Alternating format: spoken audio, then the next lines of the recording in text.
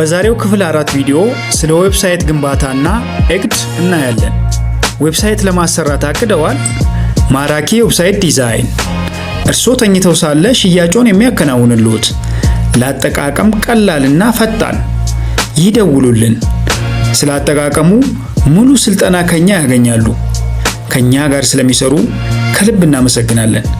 ከዚህ በመቀጠል ወደ ዛሬው ክፍል 4 ቪዲዮ እናመራለን። ዛሬ በዚህኛው ክፍል ዌብሳይት ፕላኒንግ ኤንድ ዲቨሎፕመንት በሚል ርዕስ ነው የምንነጋገረው።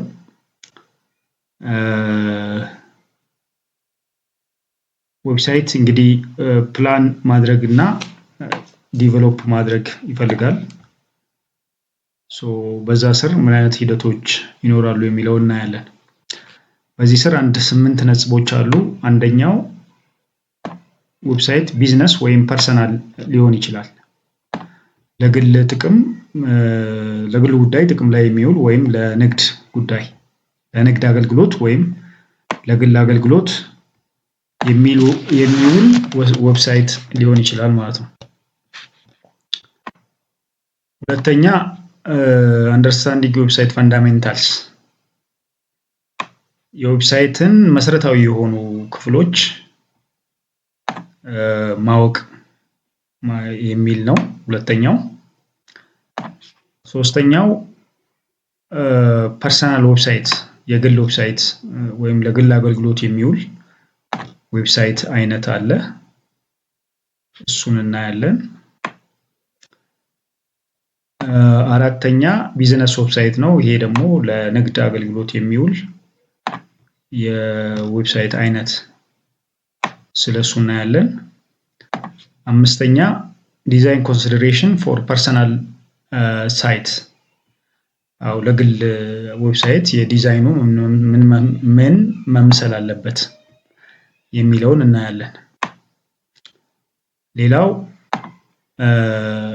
ለቢዝነስ ዌብሳይት ዲዛይን ምን መምሰል አለበት የሚለው ስድስተኛው ነው። ሌላው የዌብሳይቱ ዓላማና ገንዘብ የማግኘት ከዌብሳይት ገንዘብ የማግኘት ጽንሰ ሐሳብ የሚሉ ሐሳቦች ላይም እንወያያለን ማለት ነው። ሌላው choosing the right website approach እንግዲህ ዌብሳይት ሲሰራ ከባለቤቱ ዓላማ ጋር ከዛ ከዌብሳይቱ ዓላማ ጋር የአላይን የሚያደርግ አብሮ የሚሄድ መሆን መቻል አለበት ማለት ነው። ይሄ 8ቱን ነጥቦች እንግዲህ ለማየት እንሞክራለን ማለት ነው። እንግዲህ ዌብሳይት ፐርሰናል ወይም ቢዝነስ ሊሆን ይችላል። ፐርሰናል ወይም ቢዝነስ ሊሆን ይችላል። ስለዚህ የፐርሰናል ከሆነ ኢንዲቪዥዋል ኤክስፕሬሽን ነው፣ የግል ፍላጎትን ለማሟላት ነው ጥቅም ላይ የሚውለው ዌብሳይት። ዌራስ የንግድ ከሆነ ደግሞ የኮሜርሻል ወይም ለንግድ አገልግሎት ዓላማ አድርጎ የሚሰራ ነው ማለት ነው።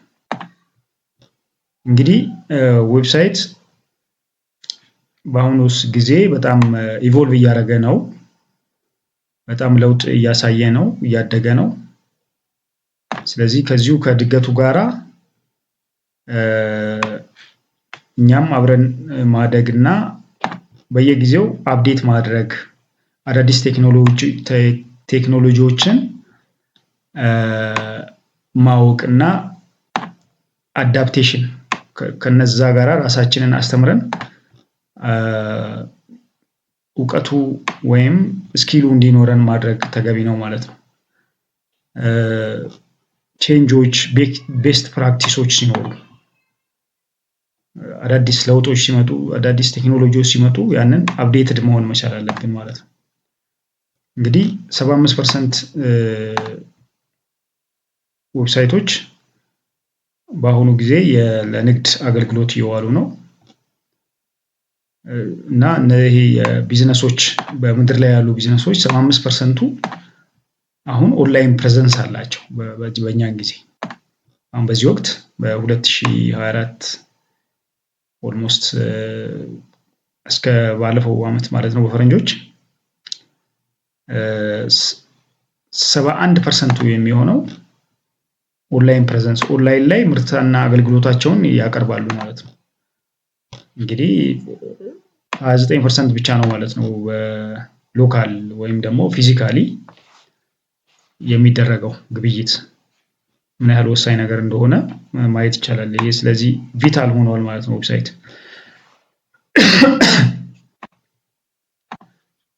ሶሪ ሌላው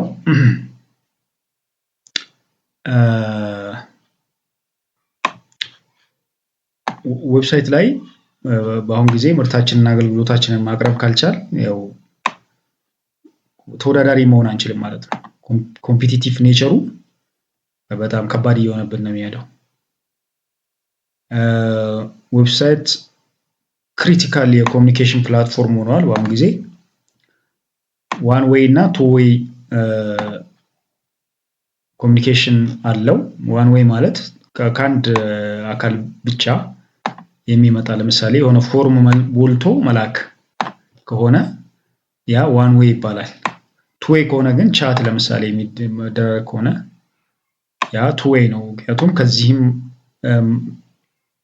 የሆነ ነገር ሲጻፍ ከዛም ሪአክት ይደረጋል ማለት ነው። ያኛውም ሰው ይጽፋል ወደዚህ፣ ያ ቻት ሲሆን ቱ ዌይ ነው የሚሆነው፣ ከአንድ ወገን ብቻ አይደለም። ስለዚህ ዌብሳይት እንደዛ ያለ ፊቸር ይኖረዋል ነው። ሌላው አንደርስታንዲንግ ዌብሳይት ፋንዳመንታልስ። ዌብሳይት ፋንዳመንታልስ እንግዲህ አንደኛ ዩዘር ኤክስፒሪየንስ ነው። የነጋዴው የተጠቃሚው ተሞክሮ ይታያል። ተጠቃሚውን መሰረት ያደረገ የተጠቃሚውን ባህሪ ፍላጎት መሰረት ያደረገ ነው ማለት ነው ዌብሳይት ሲሰራ። ስለዚህ ዩዘር ኤክስፒሪየንስ አንዱ ፋንዳመንታል ነው ማለት ነው። የተጠቃሚዎችን ፍላጎት መሰረት ተደርጎ ነው ዌብሳይት የሚሰራው። ሌላው ሰርች ኢንጂን ኦፕቲማይዜሽን ነው። ሰርች ሲደረግ ቀላሉ የሚመጣ ዌብሳይት መሆን አለበት። ስለዚህ ዌብሳይት ሲገነባ ይሄንንም መሰረት አድርጎ መሆን አለበት ነው። ሌላው ዌብሳይት ዲቨሎፕመንት ነው። ስለዚህ ዌብሳይት የግንባታ ሂደቱ ዌብሳይት የመገንባት የማበልጸግ ሂደቱ አንዱ ፋንዳመንታል ነው ማለት ነው። መሰረታዊ ነገር ነው። ብዙ ነገሮች እዛ ውስጥ በደንብ ተጠንተው ነው መሰራት ያለበት ነው። እንግዲህ ዌብሳይት አንደኛ ዲዛይን አለው፣ ሁለተኛ ኮንቴንት አለው፣ ሶስተኛ ፈንክሽናሊቲ አለው ማለት ተግባሩ አለ። ዲዛይኑ አለ፣ ኮንቴንቱ አለ፣ ተግባሩ አለ። እነዚህ ነገሮች ፈንዳመንታል ናቸው።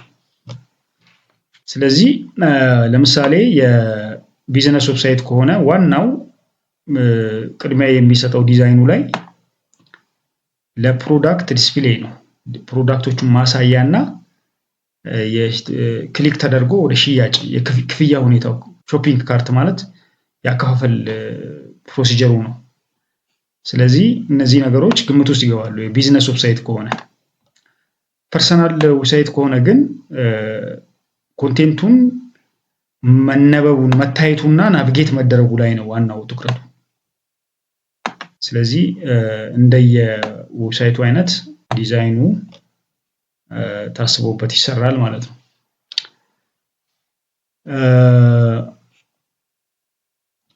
እንግዲህ ዌብሳይት እንዳልነው የተለያየ አይነት ስለሆነ ለሁሉም አንድ አይነት ዲዛይን አይሰራም።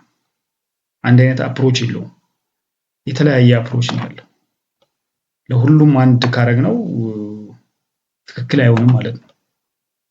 ወይም ደግሞ ጥሩ ዲዛይን ያለው ዌብሳይት ነው ተብሎ አይታሰብም። ሌላው ኦዲየንስ ኤክስፔክቴሽን ቫሪ ድራማቲካሊ። ይህም የዌብሳይት ኦዲየንስ እንግዲህ የተለያየ ነው። ሰው ፍላጎቱ የተለያየ ስለሆነ ከዲሞግራፊ አንጻር የኦዲየንሱ ወይም የክሊያንቱ አሰፋፈር ማለት እንደየአካባቢው እንደየሀገሩ ስለሚለያይ ያንን ግምት ውስጥ ይገባል። ፍላጎቱንም ልክ ግምት ውስጥ መግባት አለበት። ኢንተረስቱ ኦንላይን የመግዛት ቢሄቪየሩ ባህሪውም ይታያል ማለት ነው ዲዛይኑ ሲሰራ። ሶስተኛው ፐርሰናል ዌብሳይት ሾኬዝ ኢንዲቪዥዋል አይደንቲቲ ነው። ፐርሰናል ዌብሳይትስ እንግዲህ የግል ፍላጎትን መሰረት አድርጎ ነው የሚሰራው። ስለዚህ አንድ ሰው በግሉ ለግል አገልግሎት የሚውል ዌብሳይት ማሰራት ሲፈልግ ለምን ሊጠቀምበት ይችላል? ለምሳሌ ሬዚሜ ለማሳየት ሊሆን ይችላል። የትምህርት ማስረጃውን፣ የስራ ልምዱን ሊያሳይበት ይችላል። ሌላው ከዚህ በፊት የሰራቸውን ስራዎች ፖርትፎሊዮ የሚባለውን ሌላ የፈጠራ ስራዎች ምናምን ካሉት እነሱንም ለማሳየት ዌብሳይት እንዲሰራለት ፍላጎት ሊያሳይ ይችላል ማለት ነው። ለምሳሌ እነዚህ ፐርሰናል አቺቭመንት፣ ሆቢስ፣ ቶትስ ምናምን የሚሉት እነዚህ ስቶሪ ፓሽኑን ያለውን አይዲያ ምናምን በዌብሳይት ለደንበኞቹ ወይም ለተገልጋዮች ሊያደርስ ይችላል ማለት ነው።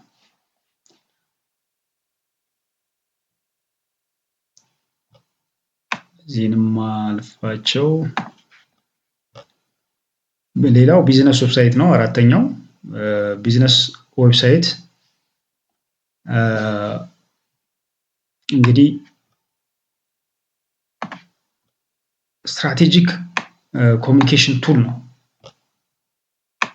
የቢዝነስ ዌብሳይት ለማለት ስትራቴጂክ ነው፣ ስልታዊ የኮሚኒኬሽን መሳሪያ ነው። ለንግድ ማለት ነው። ለንግድ አገልግሎት ሲውል በጣም ስልታዊ ነው የሚሆነው። ምክንያቱም 71% የዓለም ቢዝነሶች ኦልሬዲ በዌብሳይት ነው ግብይት እያካሄዱ ያሉት። ለዚህ ዌብሳይት የማይጠቀም ድርጅት ኦልሬዲ ከስትራቴጂክ ኮሚኒኬሽኑ ወጥቷል ማለት ነው። ስለዚህ ለረጅም ጊዜ ለመገልገል ከዚህ በኋላ ተወዳዳሪ ሆኖ በገበያ ውስጥ ለመቆየት ዌብሳይት ስትራቴጂክ የኮሚኒኬሽን ቱል ነው ማለት ነው። ይሄ ለምን ይጠቅማል? ለምሳሌ ጀነሬት ሊድ ማለት ኖርማል የነበሩ ደንበኛ ያልነበሩ ሰዎችን ወይም እነዚህ ፕሮስፔክት የሚባሉት ደንበኞች የመግዛት ምርቱንና አገልግሎቱን የመግዛት ፍላጎት እንዲያሳዩ ማድረግ ነው። ሊድ ጀነሬሽን ማለት ፍላጎት ያላቸው ወደ ፍላጎት ወዳላቸው ደንበኞች መቀየር ማለት ነው። ያን እንዴት በማድረግ ነው? ኢሜይላቸውን፣ ሌሎች ኮንታክት አድሬሳቸውን በመቀበልና ስለ እኛ ምርትና አገልግሎት ዌብሳይታችን ላይ ስላለው ምርትና አገልግሎት በማብራራት ፍላጎት እንዲያሳዩ ስናደርጋቸው ያ ሊድ ጄኔሬሽን ፍላጎት ያሳዩ ደንበኞች የሚለው ካታጎሪ ውስጥ ይገባሉ ማለት ነው። ያ ነው ሊድ ጄኔሬሽን የሚባለው። ዌብሳይት የኮሚኒኬሽን ቱል ነው። ደንበኛ ያልነበሩ ሰዎችን ምርታችንን ለመግዛት ፍላጎት እንዲያሳዩ ስናደርጋቸው ሊድ ጄኔሬሽን ይባላል ማለት ነው። ዌብሳይት ሌላው ጥቅሙ ምንድነው? ኢንሃንስ ክሬዲቲቪቲ ነው። ክሬዲት ያሰጠናል ማለት የሆነ ነገር ደንበኞች ስለኛ እንዲተማመኑብን ትረስት ቢውልድ እንዲያደርጉ ፕሮፌሽናል ኦንላይን ፕሬዘንስ ሲኖር እነዚህ ጥቅሞች አሉት ማለት ነው። ሎንግ ተርም ሪሌሽንሺፕንም ፎስተር ያደርጋል ማለት ነው ዌብሳይት።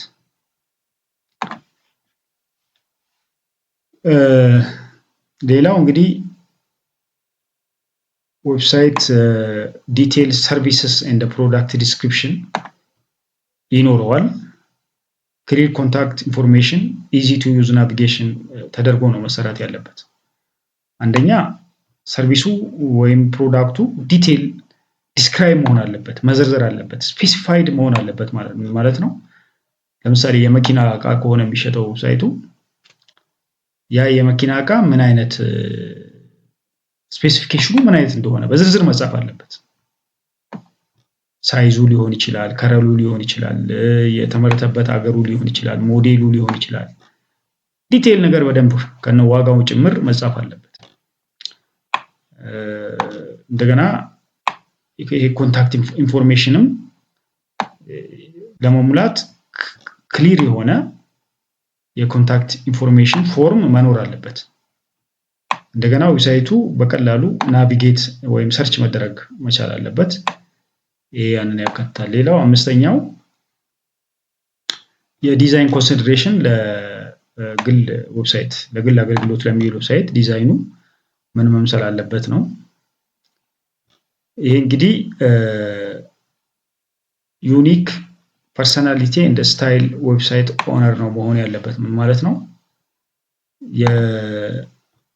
ያንን ኢንዲቪዥዋል ያንን ግለሰብ የግል ስለሆነ ይሄ የሱን ፍላጎት የሱን ፐርሰናሊቲ መሰረት ያደረገ ነው መሆን ያለበት። ያንን ግምት ውስጥ ያስገባ ነው ዲዛይኑ መሰረት ሲሰራ ማለት ነው። ዩኒክ እና ዲስቲንክቲቭ ለየት ያለ ቪዥዋል አይደንቲቲ ይዞ ነው እንደዛ እንደ ግለሰቡ ማለት ነው ፍላጎት የሚሰራው።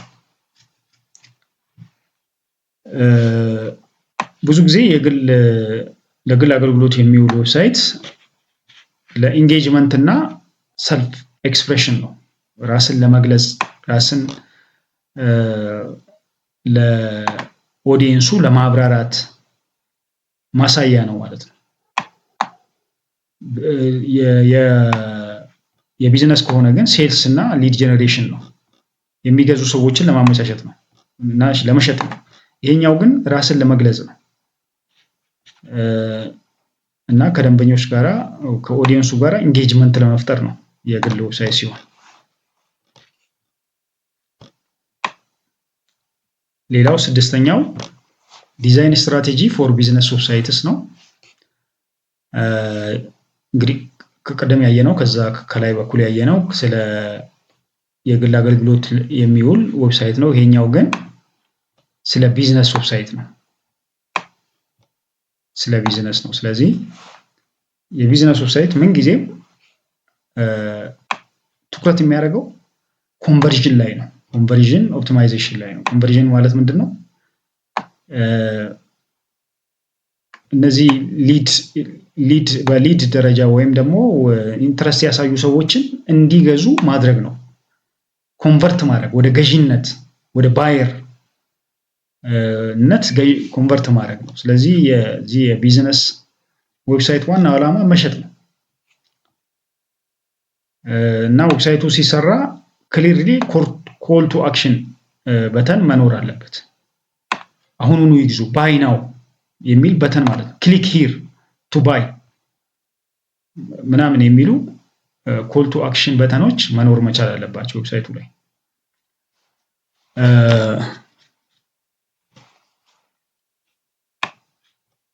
ይሄ የቢዝነስ ዌብሳይት እንግዲህ ብራንድ አይደንቲቲ እና ትረስትን ቢውልድ ለማድረግ በሚጠቅም መልኩ መዘጋጀት መቻል አለበት። ደንበኞች ትረስት ሊያደርጉት ይገባል። የሆነ የስካም ነው ወይም ደግሞ ለስካም ወይም ለቫይረስ ያጋልጠኛል ምናምን ብለው ደንበኞች መስጋት የለባቸውም። በደንብ ሴኩሪቲው የዌብሳይቱ ሴኩሪቲ ሮበስት ወይም ደግሞ ጥሩ መሆን መቻል አለበት። ሴኩር መሆን መቻል አለበት ማለት ነው። ሌላው የሞባይል ሪስፖንሲቭነስ ነው። እንግዲህ ሞባይል በአብዛኛው ጥቅም ላይ ይውላል ከሌሎች ዲቫይሶች ይልቅ ከኮምፒውተር ላፕቶፖች ይልቅ ሰዎች በአብዛኛው እጃቸው ላይ የሚኖረው ዌብሳይት ስለሆነ ለዚህ ዌብሳይት ሲሰራ ለሞባይል ምቹ ሆኖ መሰራት አለበት። ያ ነው ሞባይል ሪስፖንሲቭነስ የሚለው። ሞኔታይዜሽን ኤንድ ፐርፐዝ አላይመንት ነው ሌላኛው ሰባተኛው። አዎ እንግዲህ ገንዘብ የዌብሳይቱ ፐርፐዙ ወይም ዓላማው የተሰራበት ዓላማ እና ገንዘብ የማግኘት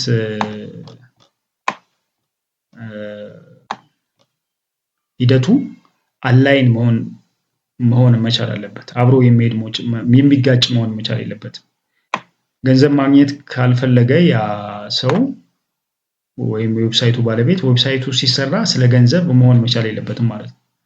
ስለዚህ አላይን ያደርጋል ከኔ ፐርሰናሊቲ ጋር ከኔ አላማ ጋራ ገንዘብ ነው አላማዬ ወይስ አይደለም፣ አብሮ ይሄዳሉ አይሄዱም የሚለውን ማወቅ ተገቢ ይሆናል ማለት ነው። ለምሳሌ ግለሰብ ከሆነ ምንድነው ሊያደርግ የሚችለው? አፍሌት ማርኬቲንግ ነው።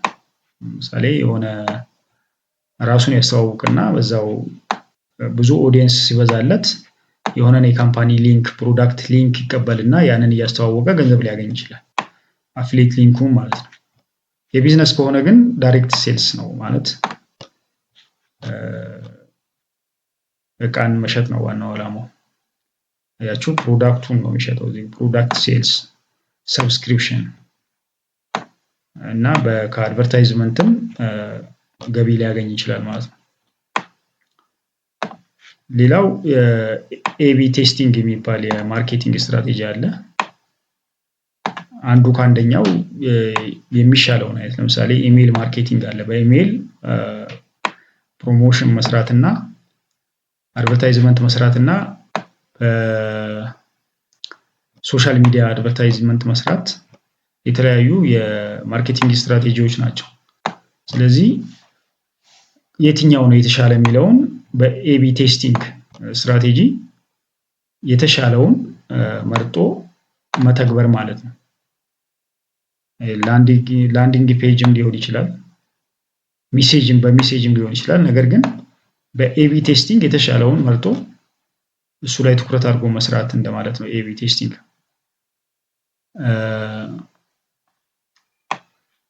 የዌብሳይት እንግዲህ ከዚህ ከትራዲሽናል የማርኬቲንግ ስትራቴጂ የሚለየው ምንድን ነው? ይሄ አናሊቲክስ አለው። አናሊቲክስ ምንድን ነው? አንድን ምርት ሲሸጥ ወይም አንድ ማስታወቂያ ሲሰራ ምን ያህል ሰው ተመለከተው፣ ከተመለከቱት ውስጥ ምን ያህል የመግዛት ፍላጎት አሳዩ፣ ምን ያህሎቹ ገዙ፣ ምን ያህሎቹ ደግሞ የመግዛት ፍላጎት አላሳዩም የሚለውን አናሊሲስ መስራት ይቻላል ዌብሳይት ላይ። ስለዚህ የፐርፎርማንስ ትራኪንጉ መሰራት አለበት ማለት ነው። የመጨረሻው ቹዚንግ ዘ ራይት ዌብሳይት አፕሮች ነው። እንግዲህ ዘ ራይት ዌብሳይት አፕሮች የሚለው እንግዲህ የዌብሳይቱ ኦብጀክቲቭ ከኦቨርኦል የኢንዲቪዥዋልስ ኤንድ ቢዝነስ ኦነርስ ኦብጀክቲቭ ጋር አላይን ማድረግ መቻል አለበት። ያለበለዛ ከዌብሳይቱ ዓላማ ጋራ የማይሄድ ከሆነ የባለቤቱ ፍላጎት ያ ግጭት ይፈጥራል ማለት ነው። ውጤታማ አይሆንም እና የደንበኞችንም ፍላጎት ታርጌት ማድረግ ተገቢ ነው። ኦዲየንስ ታርጌት፣ እነዚህ ነገሮች በሙሉ ግምት ውስጥ ማስገባት አስፈላጊ ነው እና ዌብሳይትን በየጊዜው ሜንቴን ማድረግ እና አዳዲስ መረጃዎችን አፕዴት ማድረግ ሜንቴን ማድረግ ተገቢ ነው። እንግዲህ ዛሬ ይሄንን ካልን በቂ ነው። በሌላ ጊዜ ሌሎች ጉዳዮችን እናያለን። እንግዲህ ጥሩ የሆነ የሚያምር ዌብሳይት እንዲሰራለት ሲፈልጉ እኛን ማናገር እንዳይዘነጉ። ከኛ ጋር ስለሚሰሩ ከልብ እናመሰግናለን። ሰላም ነው።